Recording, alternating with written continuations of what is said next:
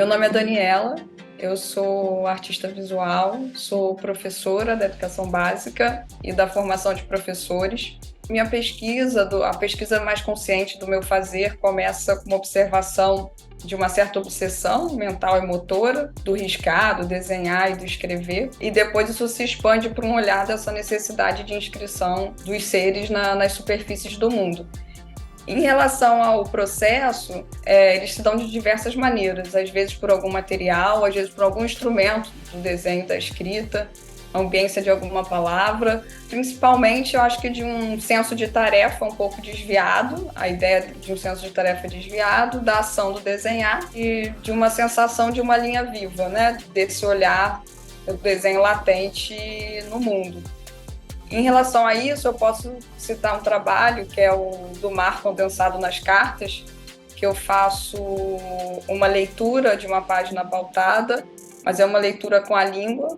Então, quando eu retiro a leitura do olhar e passo a leitura para o toque da língua, a pauta da página, do caderno, que seja, ela se dilui. Então, ela passa de reta a uma mancha, a pequenas poças azuis.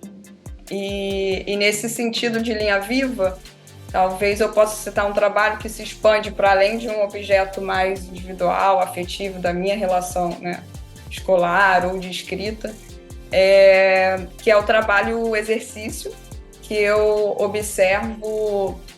observando uma linha que começou a se expandir, se espalhar pela cidade, que é uma caligrafia da linha daquele arame portante, né, que começou a se espalhar por todo tipo de lugar, casa, praça, linha de trem, escola e etc. E essa embolação, essa trincheira, me lembrava uma escrita. E aí, a partir daí, eu fiquei pensando como que essa linha de uma certa arquitetura da violência poderia se aproximar de uma linha caligráfica, que era um pouco o meu olhar, de um exercício, né, de coordenação motora dessa aprendizagem de desenhar uma letra. E aí aproximar um pouco essa linha viva que corta, né, e que na verdade cerceia alguns lugares de circulação, né, e de acesso, e essa linha que tem a ver com esse processo de aprender a escrever e de desenhar e escrever palavras, né?